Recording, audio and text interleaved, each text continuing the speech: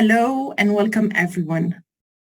On behalf of the United Nations ESCWA and the International Chamber of Commerce, I would like to thank you for joining us today. For those who don't know me, I am Joelle Yesbek, the Regional Coordinator of the ICC ESCWA Center of Entrepreneurship, and I'll be your host for today. I am pleased to announce that today's webinar is part of a new series on how businesses of the Arab region can foster cross-border commerce by leveraging digital marketing to expand to international markets. This series hosts representatives of major technology companies and digital marketing agencies, as well as experts in the field, to share knowledge and insights, give access to resources and practical tools, and to discuss trends that are shaping the world of e-commerce. We are thrilled to be teaming up with Meta for the first and second sessions and to host their amazing team. This will be a great opportunity for us to learn from each other and grow together. Let's take a moment to introduce our guest speaker for today, Ralph Aoun. So besides being a dear friend from university, Ralph is the Global Marketing Manager at Meta, specializing in performance, commerce, and cross-border business. Throughout this session, he will be providing insight on using digital solutions to select the right market, set up logistics and localization, build a creative strategy, and drive online sales. We're so happy to have you here, Ralph. Thank you, Joelle, for the great intro. Really, really happy to be here with you. One last thing before we move to the presentation. We will take questions at the end of the webinar. So feel free to type them into the Q&A chat box, and please make sure to keep your questions relevant to today's topic. And now, let's start, and over to you, Ralph. Thank you so much, Joelle. I'm going to share my screen, and please let me know if you can see it for any reason. So hello, everyone. I'm very happy to be speaking to you today, especially on this beautiful topic, which is cross-border business. And although the topic sounds a bit, businessy and technical, but in fact, for me, I find it to be a very inspirational topic because whenever humanity used export to get products to other places, other countries, to discover new markets, they also ended up spreading their ideas. They ended up spreading innovation. And we know it from our own region. Like, to give you an example, the Phoenicians who used to live on the Lebanese shore, they started by exporting the dye that they got out of the Murex shell. However, as they were exporting that dye, they also ended up exporting the alphabet, exchanging it with other civilizations. And this is how it spread. And we've seen this not only in our region, we've seen it across civilizations in the world, like paper making spread from China to the world as well, through the usual trade routes. As they were exchanging other goods, they also exchanged the paper making techniques. We saw it in the printing press. So really, every time that there is export, there is exchange of products. There's also exchange of innovation, information, and knowledge. And this is why this topic is really important.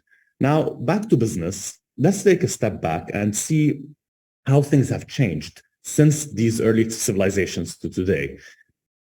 I'm sure that you remember maybe 10 years ago or even 15 years ago, whenever you wanted to become a global business, an export business, you needed to have access to a lot of money, access to big media campaigns, access to television spots. And only big corporations were able to actually become global brands. But today this has changed because with technology and the democratization of access to social media, it has become more of a level playing field. So now every company, small or big, has similar access to, like creating community, booking advertising, shipping goods. For example, with technology, people are now able to build their own shops. We've seen companies like Shopify become really, really common, where every person can now own their own store. People are being able to stream from anywhere. And we're noticing, like, for example, on Netflix, now it's not only the Hollywood movies that are succeeding. You see series from countries that weren't really big production countries before, and now they're winning Oscars and they're taking center stage. And finally, learning has become also very accessible. You can now go on platforms like Coursera and take a course in Harvard while sitting in the comfort of your own home. So really what's happening is, before we used to say it in a beautiful, inspirational way, but now it's actually real. Like, there is no more boundaries or distances stopping us from achieving what we want. And this applies to business. However, even with these transformations happening, you're seeing, and we're all witnessing, that the world is going through difficult circumstances and uncertain economic conditions. We're seeing, rising costs for shipping. We're seeing supply chain issues, labor shortages, and most importantly, we're seeing what looks like a recession touching different markets in the world, especially markets which are struggling with, existing economic difficulties or armed conflicts or pandemic conditions. So, despite all of these restrictions or all of these challenges, we're still seeing that cross-border business or export is accelerating and booming all across the world. And this reflects in numbers. So when we look at the numbers, 2.2 trillion is the expected size of the cross-border business opportunity by 2026. And to give you a sense of scale, like how big is that? Today, export, especially e-commerce export, is growing faster, 5 points faster than local e-commerce, so within each country. And that means that we expect that we're going to reach a point, it might be in 6 years, some experts say 6 to 10 years, where cross-border e-commerce is going to be bigger or larger than local e-commerce. And I think this is logical. Like, if you think about it, if you compare generations, I remember my generation, when we used to buy something online, like 10 years ago or 7 years ago, we used to think like, okay, where's this from? We used to, think, is it close? Is it going to get to me or not? But now when we look at new generations, they just, like, people open their mobile now, they search for what they want. Sometimes they don't even consider where it's from, especially the younger audiences. And they just purchase very naturally, very normally. Obviously, there are some things that people think about, which we're gonna address, but it is becoming much easier, much more seamless to actually buy online from abroad. And the good thing about this is that when we quote people from the World Trade Organization, like their Director General, they say that trade has been and will remain a critical means of adaptation to mounting global shocks that the world is experiencing. So what does that mean? It means that whenever there's a global issue, a pandemic, a recession, cross-border business is proving to be a way for businesses to sustain and thrive. Why is that?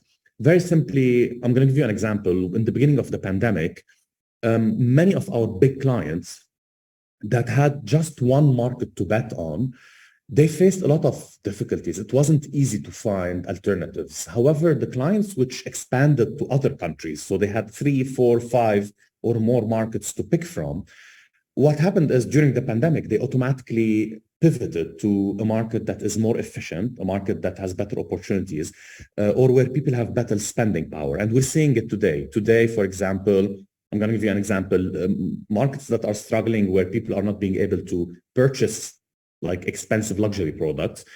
Brands are targeting, for example, countries like Saudi or like the UAE, because they know that the situation economically is a little bit better than in other places in the world, and people are able to buy luxury products. In other markets, for example, within APAC, they're looking within the region to see where are the markets that are able to purchase the product depending on its nature and the industry it's in. So this is what we call risk diversification. This is what we call investment diversification, being able to grow globally while also creating more options for your business to diverse into. But also, if we look at cross-border businesses by nature, so businesses that do export, according to a Standard & Poor's study, if you look at the graph on the right, they noticed that within the biggest 500 companies in the US, those that do international shipping as a majority of their product or international export are growing 10 times faster than those that do just local. And this fast-paced growth is what gives us the belief that starting to export will give better chances for businesses, not only to sustain in difficult times, but to drive faster growth when things are going well. Now, that's for businesses, but what about people? Like, why do people enjoy what we're calling cross-border shopping or cross-border commerce? First of all, while we name it cross-border shopping, this is not how people see it. People just see it as shopping. They open their app and they discover products that they love. And it gives them a few different feelings. First of all, we notice based on surveys that we've done that people appreciate being able to find better prices in other countries. So most of the time they find deals that they can't find locally. That's one. Two, they do find qualities that they want, whether it's something that is better quality or if it's something that is maybe lower quality that they can, sacrifice. However, they pay a better deal for. So it depends really on what the person wants. But at the same time, there's a feeling of discovery that they really appreciate, which reminds us of the feeling of travel. When you travel and you get to a zoo or like to a flea market, and you love walking in, looking at the small stuff and saying like, wow, like this is something that I discovered today that I didn't know of before. And this is the feeling of discovery that people are getting through social platforms. It gives them a sense of serendipity, a sense of, finding something they didn't know of. And it opens up what we call an infinite shelf or an infinite store. Before, they used to walk into a mall or a shop and they had one shelf. It had like 20 products. Now the shelf is really infinite. They walk into the online store and they see thousands and thousands and thousands of products that they have access for. And it could be all around the world. It doesn't have to be just in one market. So people are becoming more and more open to buying cross borders. Our studies show that 1 in 2 people online already bought a product from another market, and 82% of them are open to doing so. There are no mental restrictions blocking them from doing that. Now, when we did some surveys to try and understand how people, discover products, how do they find them? We found that the number one place to discover cross-border products is on social media. And I think this is natural because usually when a product is from another market, we don't know about it. We don't know the name, we don't know the brand name. So it's not something I could go in and search for because it's usually something that I've never heard about. So this is why for discovery of new brands, most of the people discover on social platforms. And when it comes to advertising, social media ads are the number one place where people are seeing, discovering, and buying new products from abroad. That being said, how do people perceive creative or design when they want to buy something from another place? As you can imagine, because it's distant, people can't really touch the product and try it just like they do in a mall, for example, or in a shop. So this is why creative, in this sense, builds a bridge. It builds a virtual bridge between people and the goods they want to buy. This is why 63% of people said that in our surveys that they want comprehensive product information when it's a cross-border product. So they want things like detailed photography, video demos, 360 view of a product, augmented reality trials, and I'm sure all of you have tried AR filters before, in order to try as much as possible to sense what the product looks like, being able to zoom in, zoom out, and see all angles of it. At the same time, we noticed that 61% of people appreciate discovering products from creators. And when we say creators, I think in the MENA region, we call them influencers. We used to call them bloggers before. But I think now the broader term is creators because many of them are content creators. And when they create content, usually people trust these creators, these influencers, and it gives them the ability to see a product being demoed on a live video, for example, being tested, especially in beauty brands. We're seeing it a lot where, beauty creators tend to try the product on themselves and show people how it looks like. But that's also accurate across many other industries. Now, in addition to creators, I want to say that people replied to the survey saying that they trust, when it comes to cross-border, they trust local creators 20% more than an international one. So sometimes working with a local creator, someone who knows the market, let's say you're expanding to Egypt, working with an Egyptian creator or a creator based and living in Egypt would help, because it's someone who knows the market, it's someone who's trusted locally, so it would give you some sort of advantage.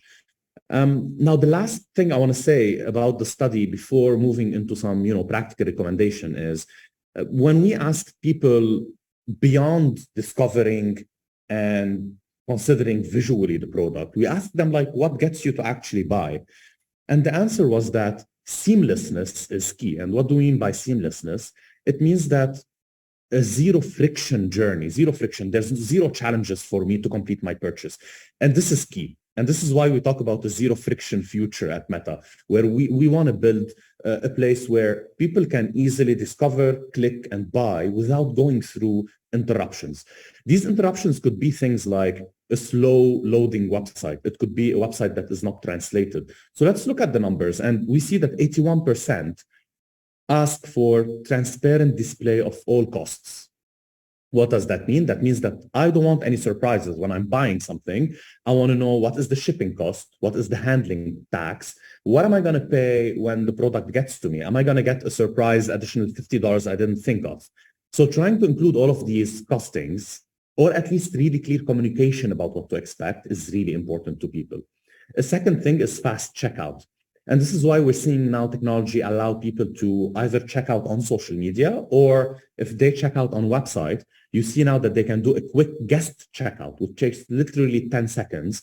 And then after they check out, the website asks them to enter their detail, their email, their username, their password. So allow them to move from inspiration to purchase really quick and then take the extra information.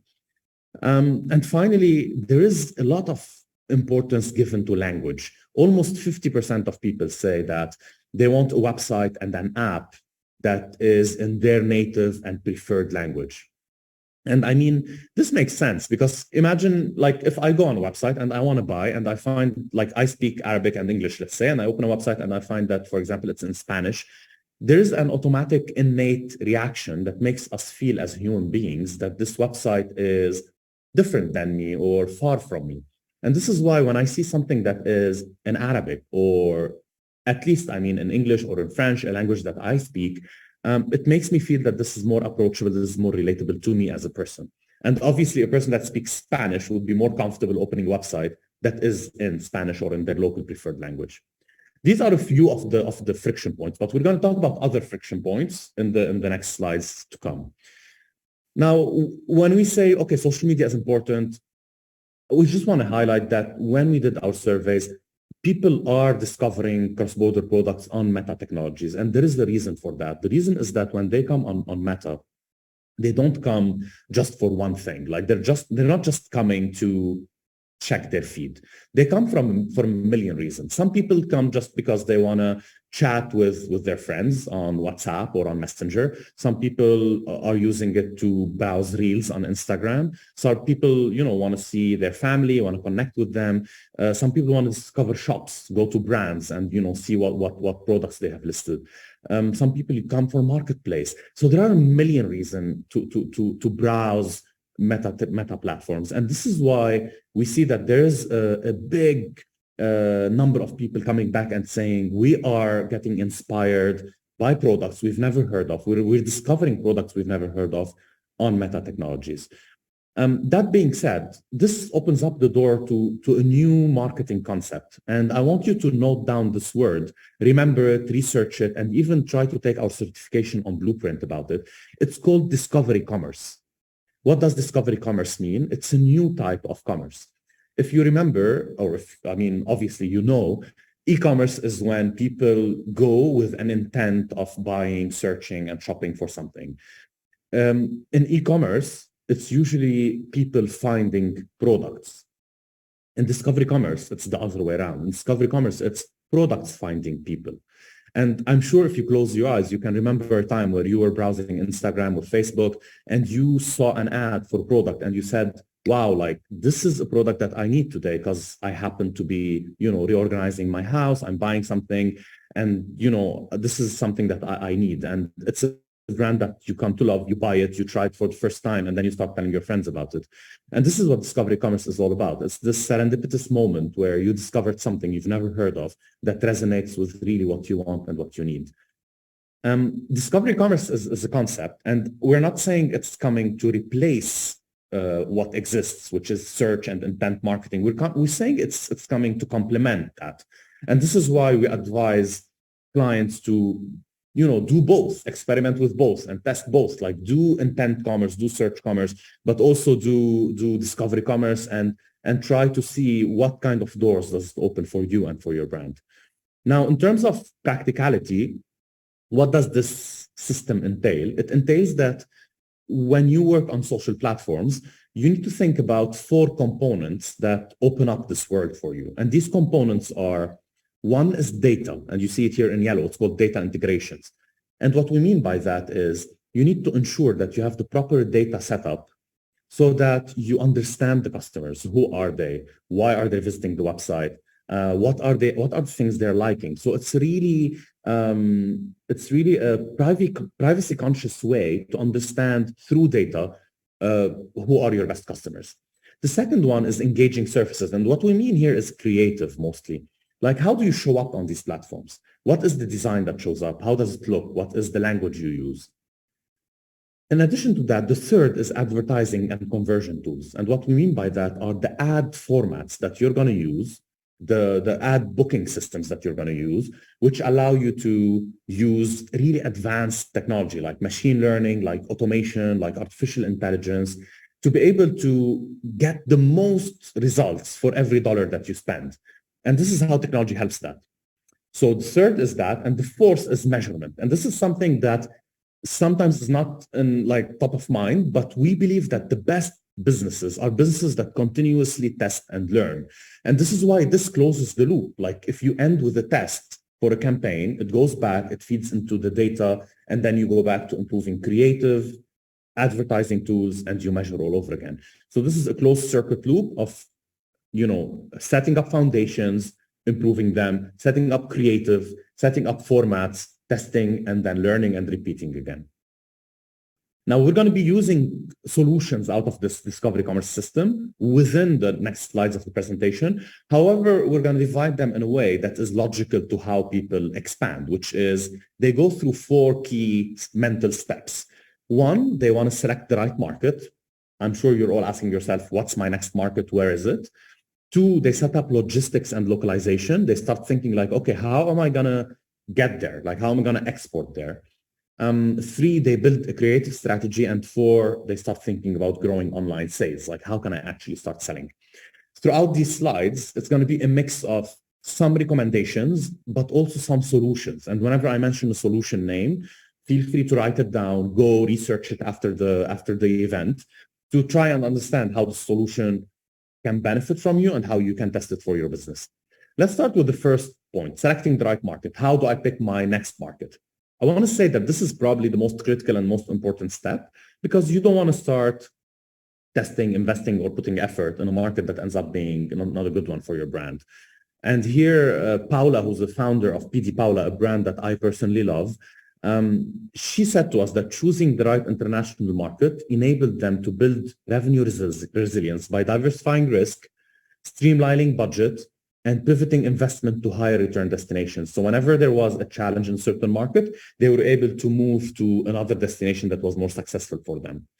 We're going to talk more about PD Paula shortly, but it is one of the biggest success stories that I've seen where a brand started really locally, really as a family business and grew to reach new online horizons. And we're going to talk more about it. There's a beautiful story behind it.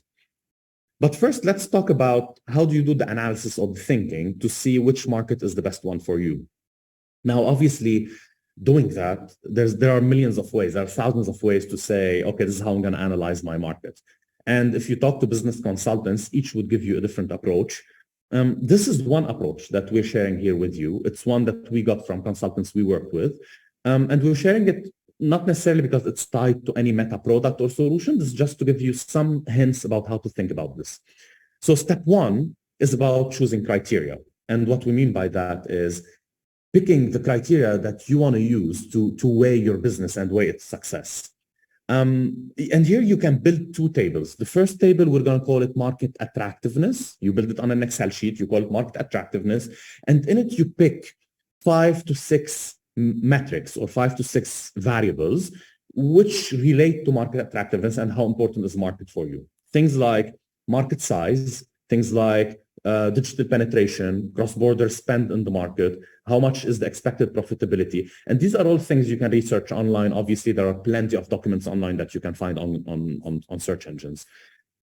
And then after you pick these 5, 6, 7 variables, you divide 100% to 3 or 4 of them. So you say, okay, these are the top 3 for me. In this case, as an example, we picked market size, we picked digital penetration, and we picked expected profitability.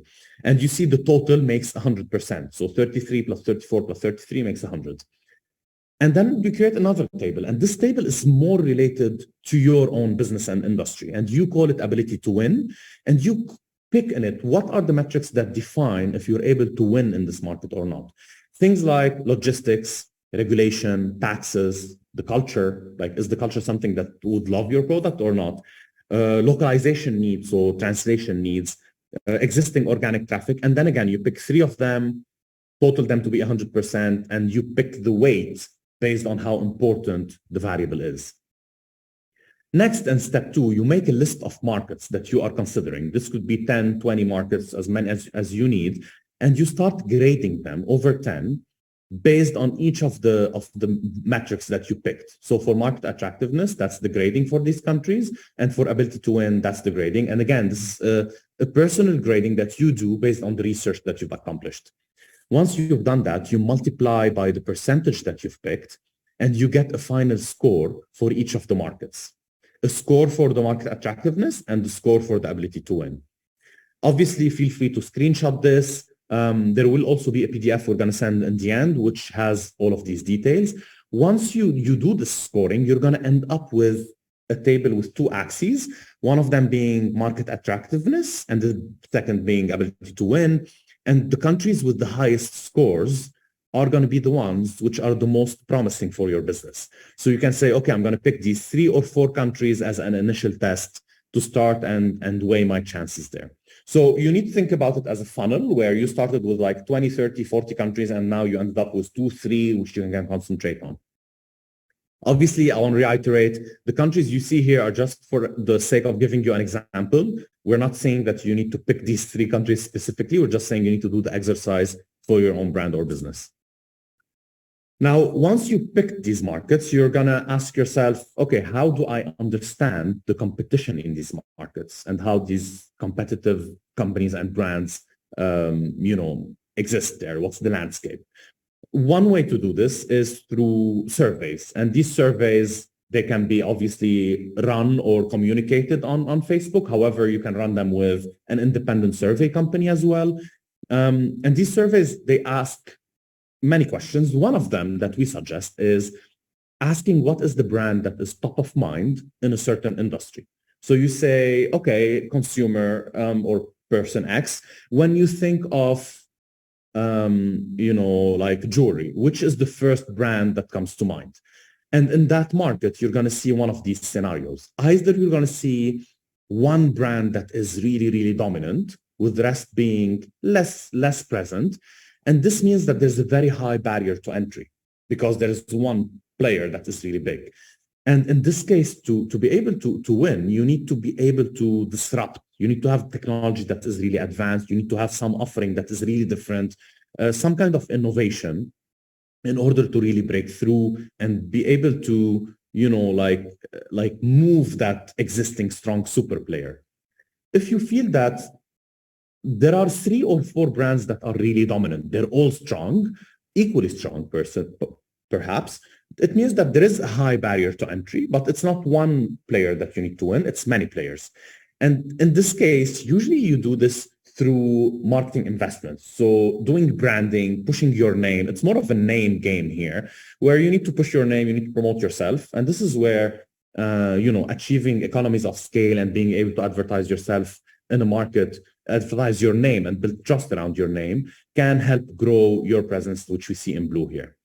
The last one is when there's like a lot of fragmentation and you see that there's a big chance for none of the above, which means that none of the brands are really big players. This means that the barrier to entry is lower. There's a lot of competing substitutes available. However, if you go with always on advertising, meaning you advertise aggressively, you try to push product innovation to be able to differentiate yourself. This is usually a scenario where that allows you to, start taking a bit or eating out a bit from the none of the above kind of responses. Another thing that helps you to test and pick the market is what we call split testing or A/B testing. I'm sure many of you heard of it before. Very simply, you use Facebook's or Meta platforms and technologies to pick two cells. One of them, we call it cell A, where you pick one market. Let's say we're going to say Qatar in this case. And then you pick another cell where you say, I'm going to have in it a combination of markets like Qatar, UAE, Kuwait, Jordan, like we add them up. And then we start comparing and we see which of these cells is driving better sales at lower cost.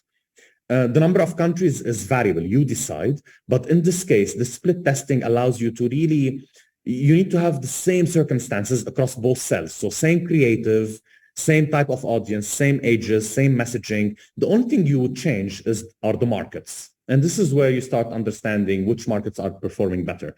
Now, with time, you can further improve this test by changing the messaging a tiny bit to suit the market better. So the language might change. However, I wouldn't change something drastic like the visual because if you change that much, you wouldn't be able to tell if it's the visual that is making the difference or if it's just the market performing better.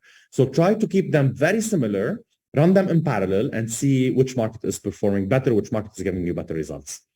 Another really cool solutions that I personally love on Meta is called collaborative ads. You can note it down, look it up in the future. And what collaborative ads does is it allows you to partner with a retailer in the market you want to reach. So in this case, let's say this is the brand Lalure, it's a cream brand, and you partner with Market. Market is a very big supermarket, let's say, or a very big mall in a destination country. And when you partner with them, you get the ability to advertise while linking to their website and having visibility into, the people that are clicking, where they're landing, how they're, activating there. Are they buying? Are they not buying? So you get access to all of this wealth of information through this kind of partnership. And obviously there's a psychological angle here because people might not trust you. However, they usually do trust a local retailer that they know that they've heard of before. And we've seen this in action, like Beko, which is a brand we all know. Beko, it was started in Turkey and now it's a global brand. However, when they wanted to start selling in the French market, they didn't have presence there. So they worked with Boulanger, which is a very famous retailer in the French market. And they did the collaborative ad. People who are in France who haven't heard of Beko in the beginning, but now they do know Boulanger, were clicking and buying from the Boulanger website. It was giving them 40% increase in sales. Imagine 40%, that's a huge number. 3.3 point increase in purchase intent and 2.8 point increase in brand preference. So it was a kind of a pointer for Beko that, this is a good market for us. Let's invest more in it. Let's expand to it. So we've finished the part about picking the market. The next step is logistics and localization. How do I actually localize? And when we say localize, it's usually translation, but it's usually everything else. The currency, the shipping, all what makes a certain experience feel local to the person. And then the logistics. Again, we go back to the numbers. People said that they want prices and payment to be in their currency. They want easy return and refund. They want delivery tracking. Even if the delivery takes a bit more time, they're ready to wait as long as it's transparent and trackable. And they want multiple payment methods. And here I have to tell you that try to avoid human assumptions that we have about all of these things.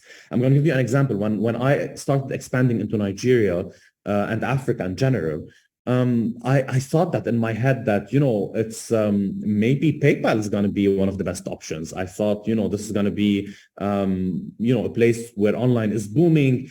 But then I discovered, for example, that many people pay using mobile pay. So this is a new payment method I had never heard of, and that's like 10 years ago. And so doing research, understanding what people prefer makes you think differently about each market. So how do you actually build frictionless experiences? You simply take a big A5 paper, a poster, a white paper, and you start with your team drawing the full purchase journey. The full purchase journey starts with reaching people. How am I going to reach them in the most efficient way? And we're going to talk more about it in the coming slides. How do I build an ad that is fully localized, that talks to them with their own language, with visuals, or creative that talks to their culture? How do I offer a web or app that is fully in their native language or in their preferred language? Payment methods, currencies, pricing, delivery. You actually draw every step of the way.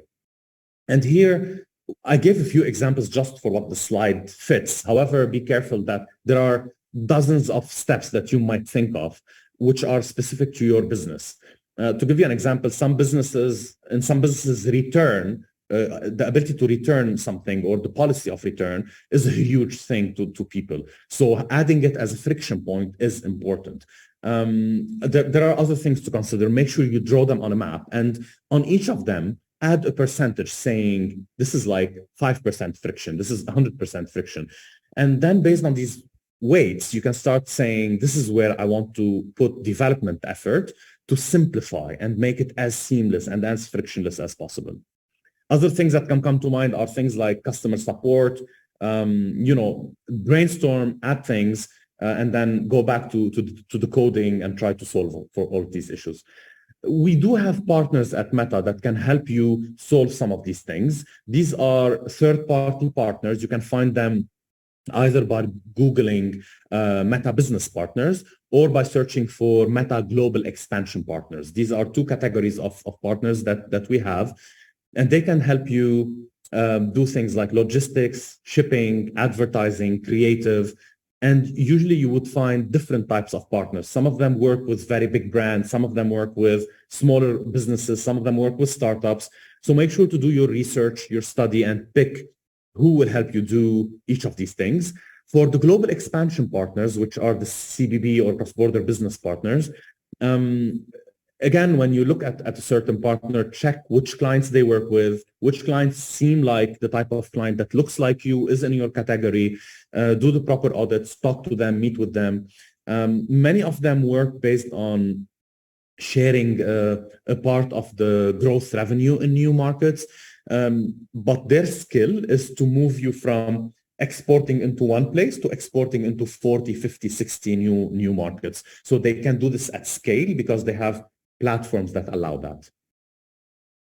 Now, we developed this checklist, which please feel free to screenshot it as we speak. This checklist is like an easy thing you can check out with your team saying, okay, what are the things I need to do to say that, okay, I have the foundations for export.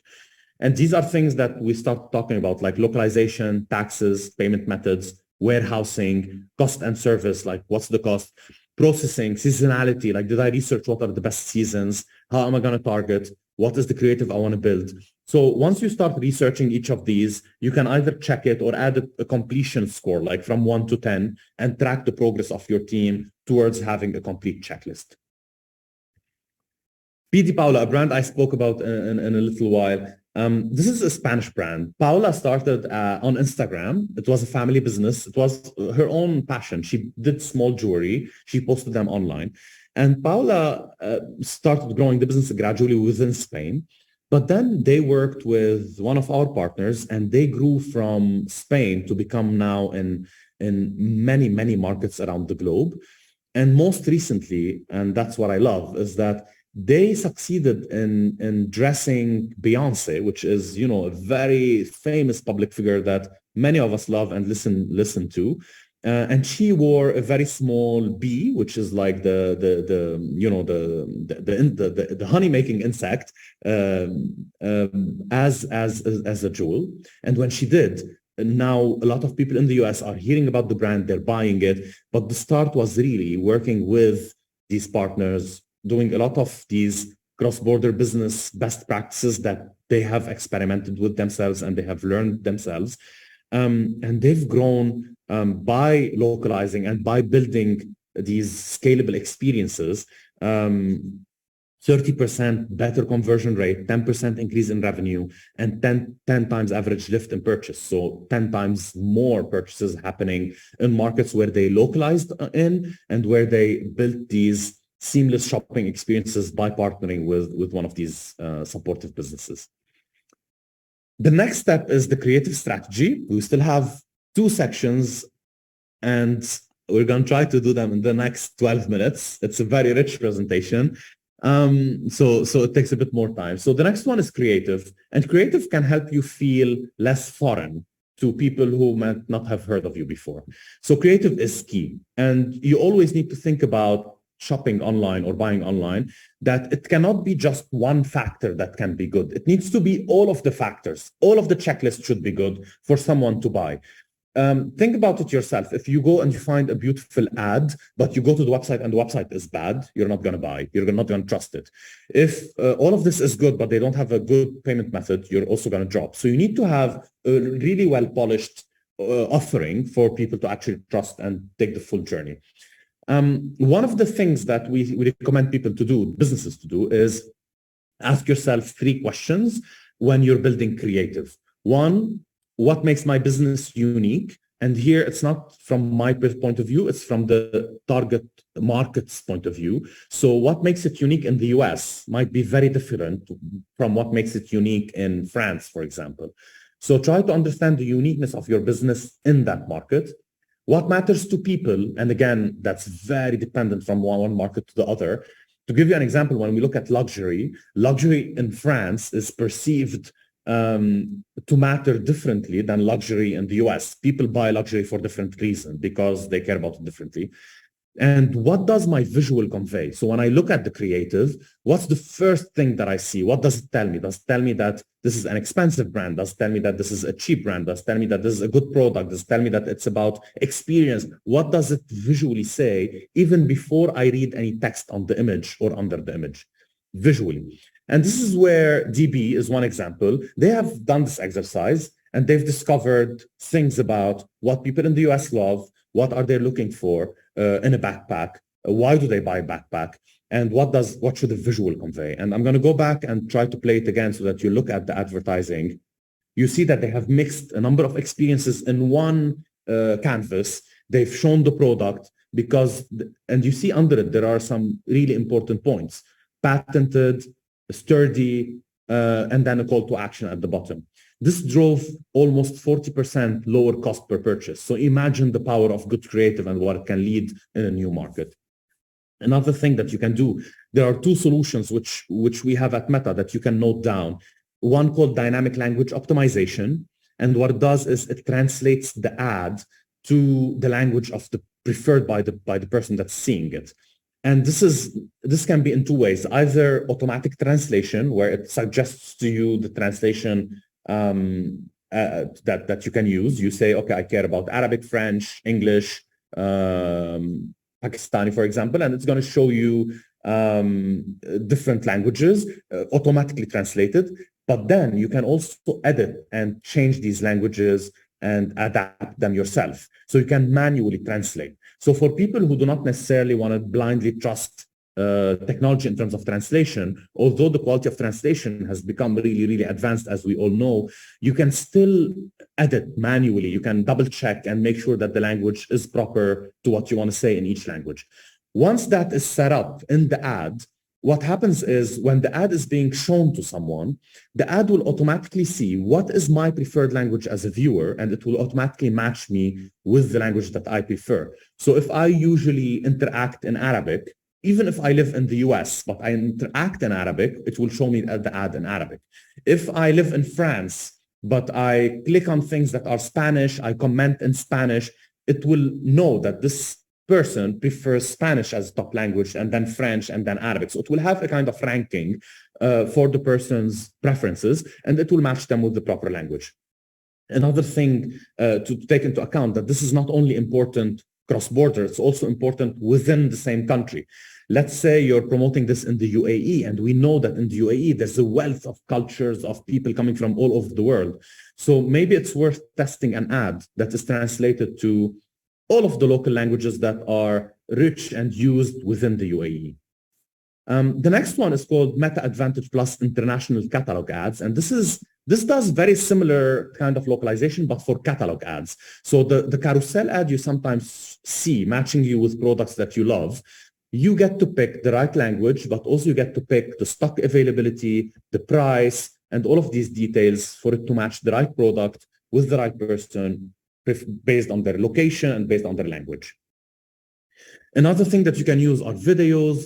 Videos are really important, and here there are two types of videos to consider. One is long form. So in stream, when you're watching a long video, usually we call it laid back watching. You're sitting, you're watching a long, show or a long series, and then you get an ad. This is where the ad can usually touch a bit more on higher level topics like the brand, the trust behind it. Or you can go for short form videos, which are fast ones. You see on Reels, you see on stories, and usually these are more tactical. They push sales messaging, they push demos, they push really things that would get you to actually buy. In a perfect world, we advise that you use both, one for brand building and one for actually driving sales and performance. Creators are important, and here I just want to say you probably know how to connect with creators, how to leverage creators. However, keep in mind that local creators are not only a way for you to reach audiences, they're also a way for you to listen to audiences. So make sure you partner with creators, make them their listening tool, ask them like, hey, like, how can we collaborate to understand the market first? So some creators, they share voting, they share, stickers, they ask people to comment, telling them what do they prefer in a certain brand. And as soon as they gather this information, you can come back, sit together, brainstorm, and co-create a creator campaign. Don't make it a kind of like a press release you send. Creators are much stronger, powerful, cultural tool than just being a communication channel. They are people you can co-build with, you can learn from, so make sure you use them accordingly.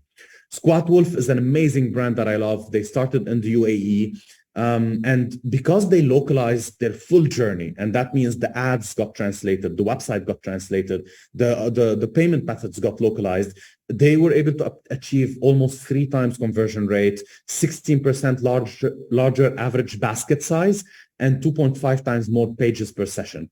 I really invite you to research Squat Wolf, check their case study, their success story on Meta's website. Shahid VIP is another brand we all love and use. They also were able to grow by using video across the US and across many markets around the world, especially during the Ramadan period. Video was able to convey this entertainment feel, the culture behind Shahid to many of the people that might have not heard of it before because they were living abroad. So make sure to leverage video. In their case, it drove almost 9% more lift in brand awareness, 16% more in ad recall and remembrance.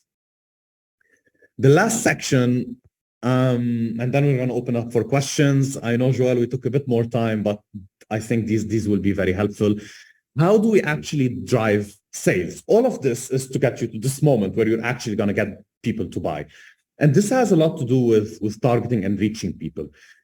In the past, you all used to think, including myself, including at Meta, we used to say, target, like pick the experience, pick the gender, pick the age. That was the message before technology really evolved. But now we invite people to broaden their thinking. Don't restrict the algorithm. Don't tell the algorithm, I want just these people. Try whenever possible to try to have the least restriction possible. Obviously, pick some things, like pick the age if it's important, maybe pick, obviously, the markets that you care about, but try to combine markets, try to combine groups, not dissect them.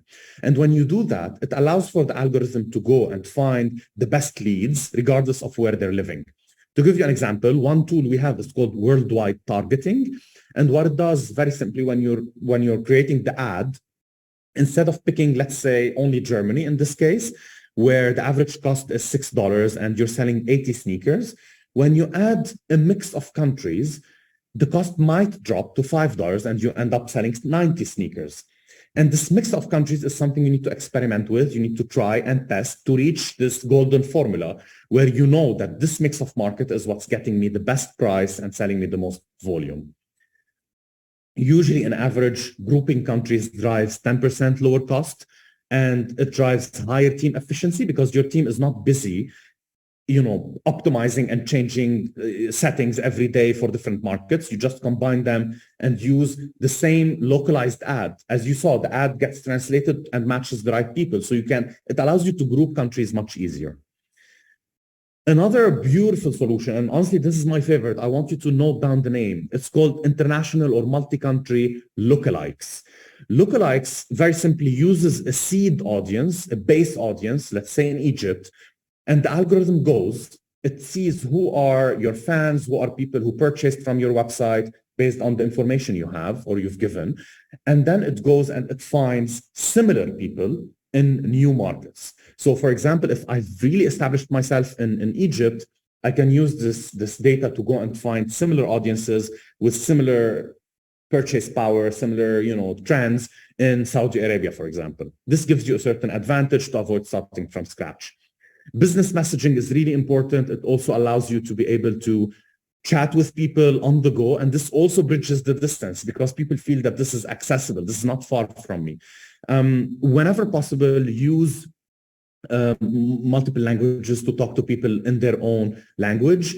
Try to match their time zone. Obviously, it depends on the business size. Some businesses can't afford that. However, when you grow, try to keep that in mind.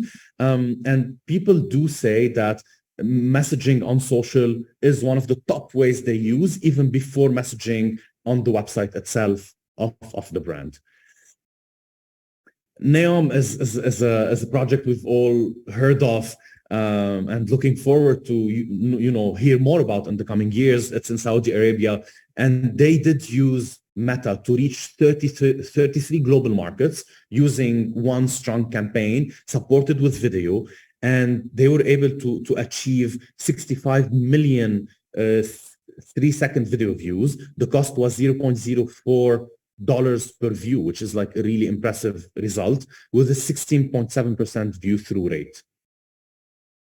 So to summarize, we're at the end. If you enter all of this information into the Discovery Commerce system, stuff like market understanding, stuff like frictionless journeys, stuff like creative localization and customer knowledge, you end up getting new markets, you end up getting seamless logistics, relevant creative at scale, and international sales growth, which we're all trying to drive. I want to end with a bit of inspiration. We've all heard of the metaverse that Meta and many companies around the world are building. Some of you might have bought virtual reality headsets and tried it.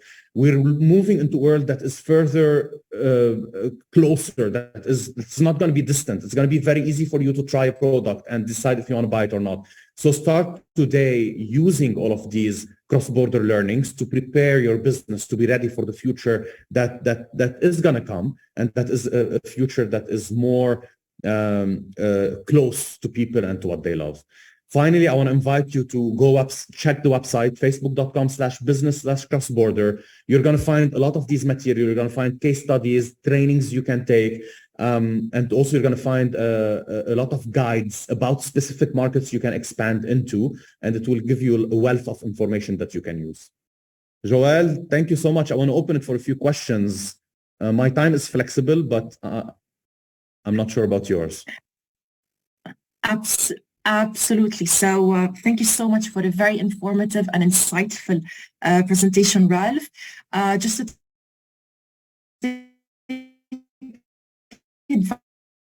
advantage of the very few minutes that are when you were talking about penetrating international markets, is this direct to consumers, B2C, or we're talking also bulk export? Yeah, in the case of this presentation today, we are talking more B2C because this is really the strength of social channels.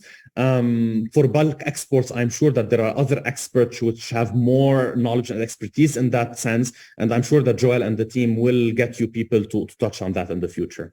Absolutely. B2B is on our list. Next question, Ralph. So everybody's asking about your presentation. Are you going to share the presentation, or you've mentioned some sort of guide at the beginning? So We'll send it through Joelle. I believe, Joelle, you have access to everyone's emails, right? You can send forward the content. Is that accurate? Yes. Okay. So, and in case, so we can confirm that the attendees are going to receive the presentation. Yeah, we will share. Right. We'll share either the presentation or a PDF guide, which has even more details. Honestly, I just want to check them both, compare them, and see which one will bring more value to you guys. But in both cases, it's going to be the material you saw. It's just the level of details is going to be different. Let me check today, and hopefully you'll hear back from Joelle with the proper material. Thank you so much, Ralph. Our next question is also about the video recording. So this is to confirm that everyone who attended this presentation, they're going to receive the video recording in the next few days by email. And we'll make sure also to include a link to the presentation/guide that Ralph is going to share with us. I just want to add, sorry, we have Joelle, Nata Alawi. Really quick, Joelle, I just want to say that on Blueprint, Meta has a Blueprint training library. There is a training there on cross-border business, which you can take to go through all the material I shared, but in a more of an exercise format. And then you can add it to your CV. And then you can also take advanced certifications on Meta. All of this is free. The certification is paid. However, you can take all the courses that lead to it. And then you can be certified and add it to your portfolio as a certified Meta professional. Thanks, Ralph. Next question is from Christelle Houri, who's asking, what do you think is the best tool for segmentation and profiling for B2C?